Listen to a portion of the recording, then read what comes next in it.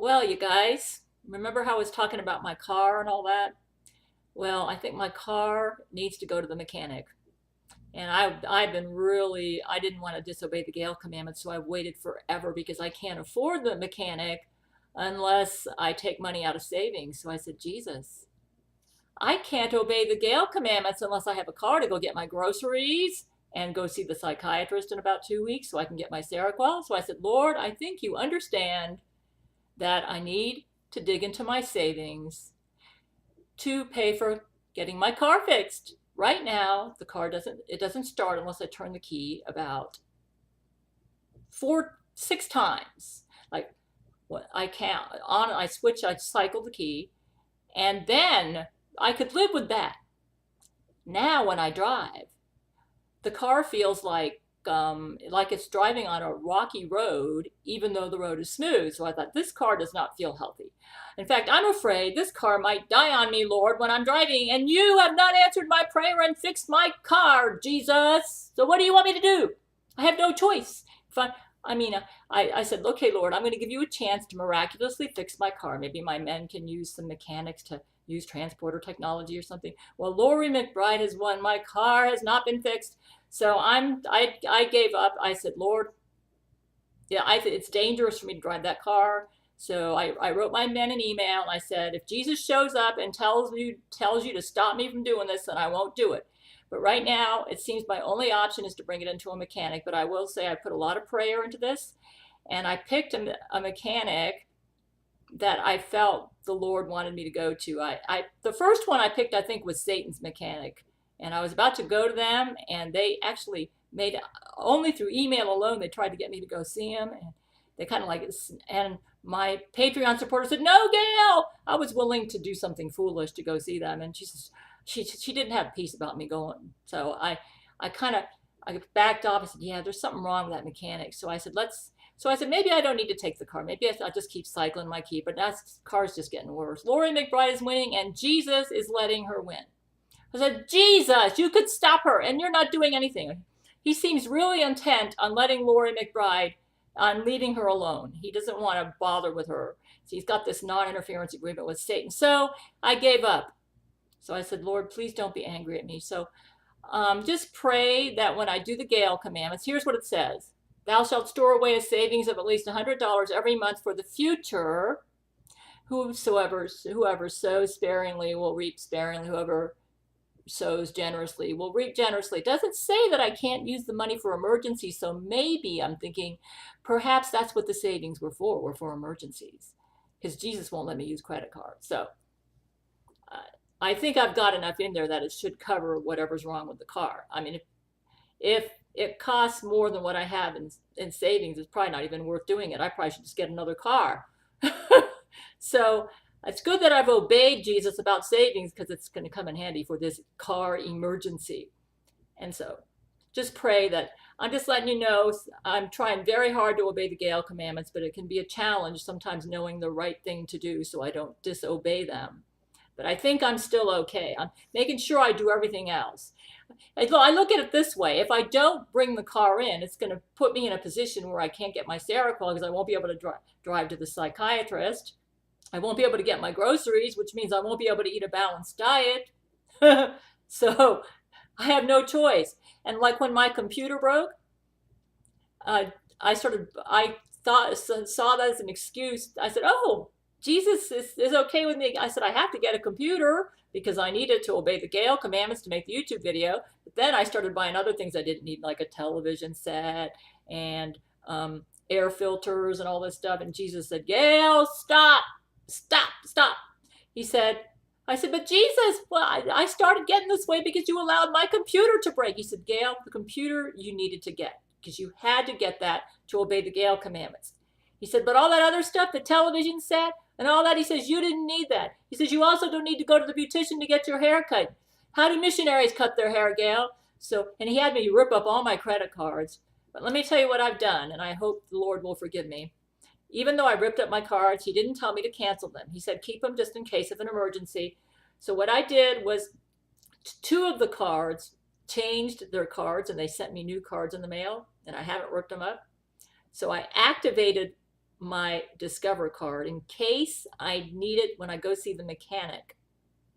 But I will not use it if I can pay cash. That's what I've prayed. I said, Lord, I'm just activating it, and I only got one card activated, and that's only for emergencies, and I will not use it unless I really have to. And I went to God in prayer about this. He says, he seems to say to pay cash for the mechanic, and if that doesn't cover it, or if you got to pay for it, I'm going to have to use taxi, I think, to go from the mechanic. Because what I'm going to do is have them tow the car.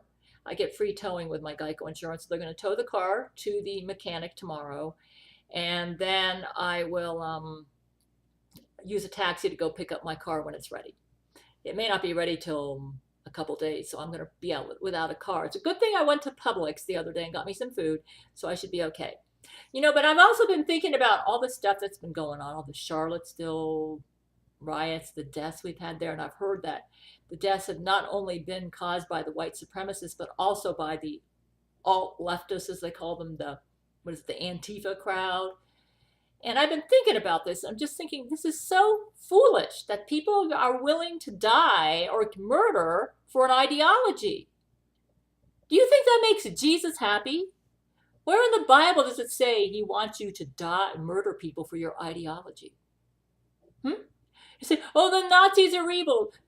So now everybody's getting on Trump because he said that both sides were wrong, and both sides were wrong, folks. You know what the problem is? It's not that the Nazis are evil.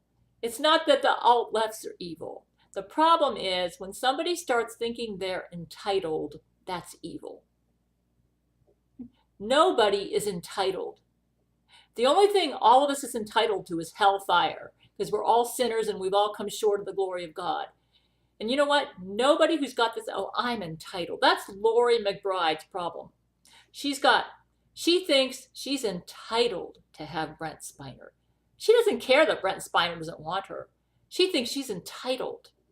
And I guess because she has that attitude, she thinks eventually someday, she's living in this delusional world, that someday with her attitude of entitlement, and because she thinks she's so sexually hot, that she's going to get eventually with her persistence and perseverance, and she enjoys raping him against his will.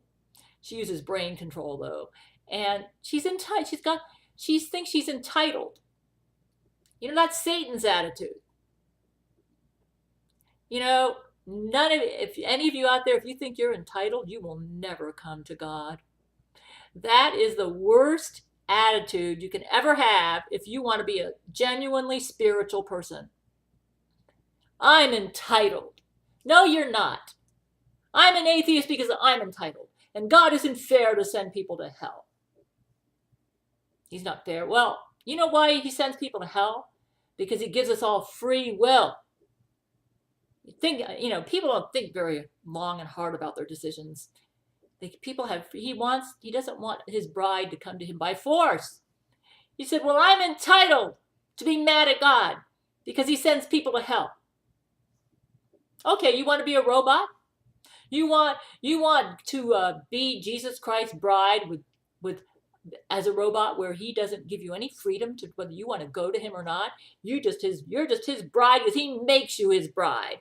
Because imagine how would you feel if God thought he was entitled to force you to love him? Think about this, folks. This is what Lori McBride does. She thinks she's entitled to force Brent Spiner to love her. And the Jesuits created her with this mentality that she's entitled to have Brent Spiner as her husband. It doesn't matter that he's been trying to run away from her since 1992 when she was created in a cloning lab. There's thousands of clones of her. She dies, and then right now she's the Antichrist. Satan has to resort to using a clone for an Antichrist, so I'm not sure how that's going to work if we ever get her caged. I wonder if Satan can go to one of her clones, but the problem is she thinks she's entitled. Let me tell you who is evil. And then we just heard about what happened in Spain. How much you want to bet that guy in that van thought he was entitled? I'm entitled to do this. Somebody's violated my rights. I'm entitled. Did you know that is the most evil attitude you can have? You know, you may say, well, you're executing Laurie McBride. You must think you're entitled to do that. Nope. It's not that I think it's called self-defense. And I did make a video where I said that, you know, the patent said that you can't win a war unless you go on the offensive, and that's true. But why do people go to war? Did you know we would have no wars on this planet if people would quit feeling entitled? Do you know why the Nazis started World War II? Because the Germans thought not all the Germans, but the Nazi leaders thought they were entitled. And you know who egged that whole thing on? It was the Catholic Church in the background. See, the Catholic Church thought they were entitled to establish their church as the worldwide church. You know where that attitude comes from? That attitude comes from the pits of hell. Jesus doesn't even feel that way. When he came to earth, he was washing his disciples' feet. He didn't have the attitude, I'm entitled to be the Messiah. You might say, oh, you're treating us like a bunch of idiots. Well, actually, the reason we have wars comes down to that basic core attitude, I'm entitled. That's what's evil. It's not being a Nazi. Not all the Nazis thought they were entitled. Some of them were in that war because if they didn't fight, their families would have been killed. You're going to say they were evil? Would you have been any better if you were in their shoes? But I'm getting a lot of flack because of my support of ex-Antichrist Zach Knight. They're saying, well, he committed murder. He abuses women. Let me just tell you this. Zach Knight has got what I'd call a millennial mindset, and I told Zach this when I led him to Christ. I said, Zach Knight, Jesus Christ is not a cock blocker, and the main reason you haven't come to him is because you felt like you could never be good enough for him because you have like exotic sexual desires. He likes to have sex with some, like throwing some animals or throwing a little bit of bukkake and stuff. And I said, you know what? Jesus doesn't have a problem with that. As long as all of those people you're having sex with, you're not forcing yourself on them and they're agree to it and everybody's happy with it. Jesus is cool with that. He said, oh, really? He said, yeah, he doesn't care. Doesn't care if you want to throw in some animals and have it make it exotic and spicy. Jesus doesn't care. And Zach is now finding that he has more freedom as a lover with Jesus than he had with Satan. Because Satan said it was wrong to love. Satan hates love because that's what will destroy him. And you know what is the opposite attitude of loving? It's I'm entitled. People with that attitude are incapable of love. Those are the people who are proud and they can't forgive because they're entitled. Until you lose that attitude, you will never come to God and you will never be a loving and truly spiritual person. So what I'm going to say is, when you look around at the world and you see all the terrorism in the world, ask yourself, who out there in that crowd where they're murdering each other or calling names and using pepper spray and all this other crap they're doing, who out there feels entitled? That's the guilty party, regardless of which side it's on. We would never have any wars if people would quit feeling entitled. You say, well, what am I supposed to feel like? Groveling down in the dirt? Nope. You should be humble and recognize that God created you with free will. You can follow the love in your heart and forgive people and move on. Or you can feel you're entitled and think you've got the right to hate, the right to be a bigot, the right to be prejudiced, the right to be intolerant, and the right to curtail somebody else's freedom to choose whether they want to agree with you or not. So let me tell you something. I agree with Trump. Both sides were evil. The Nazis, who felt they were entitled, and the leftists who felt they were entitled.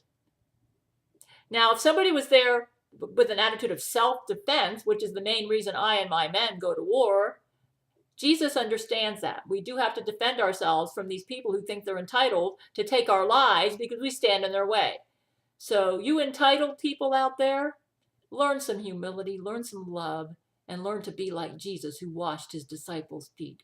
The King of the universe was willing to come to earth, die on a cross, humble himself, and wash his disciples' feet. And who are you to think you're entitled?